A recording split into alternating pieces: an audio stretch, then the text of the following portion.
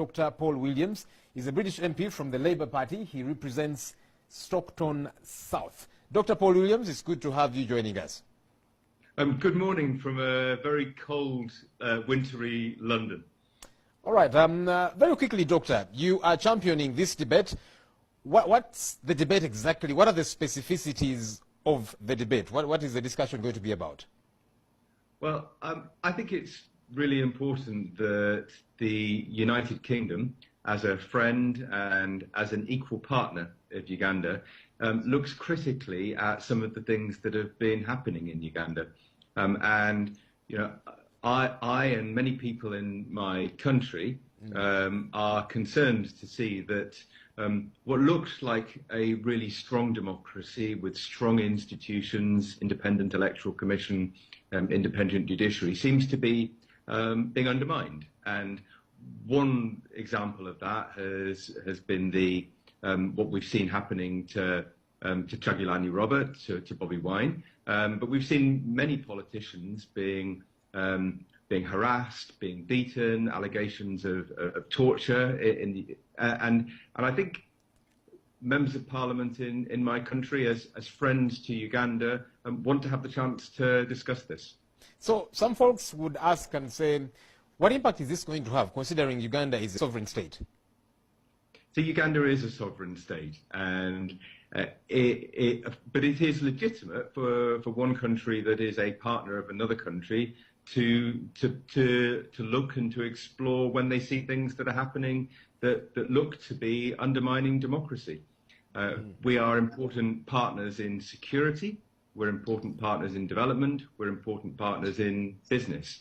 And when I listen to members of the Ugandan opposition, they tell me that democracy in Uganda is being undermined, that there's not a level playing field, and it's becoming increasingly difficult for them to see any possibility of winning any free and fair elections in the future. You've asked President Museveni before to resign, saying, in the words that he used, that he's the barrier to Uganda's development. Do you really expect that Museveni can just wake up and resign? No, I don't. The phrase, I did say that he was a barrier to development, and after 32 years in power, I do believe that he is now one of the strongest barriers to Uganda's development. I have lived and worked in Uganda, and I have seen how the regime that centralizes power in the hands of one person, that effectively is a military government in civilian clothes, it makes it very difficult for business, makes it very difficult for genuine people that want to invest in developing the country to operate. Why Uganda? There's Democratic Republic of Congo, which has just had a tumultuous election.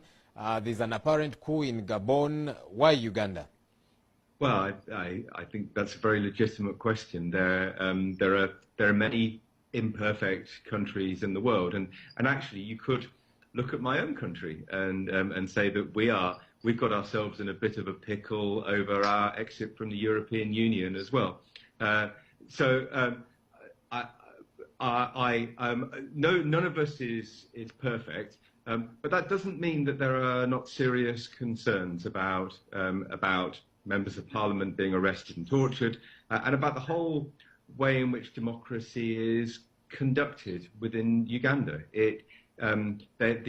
Not only the low-level intimidation, harassment, arrest of opposition members of parliament, but also the way in which, you know, we all know that in Uganda there is a parallel structure, parallel to the democratic process, that is loyal only to the president and to the ruling party, and that makes it very difficult for a true democracy to be able to prevail, and it makes it very difficult for Ugandan people, if they did ever want to choose a different leader, to be able to do that in a free and fair way. Let me read to you a response by our Information Minister, the Honourable Frank Tumwebaze. He said, Uganda's democracy is not discussed and debated in London. That can't be democracy, but rather an abuse of real democracy. We got enough of their imported democracy before 1962, and it was up to no good. What's your response to that, Doctor? My response is that I'm talking about 2019.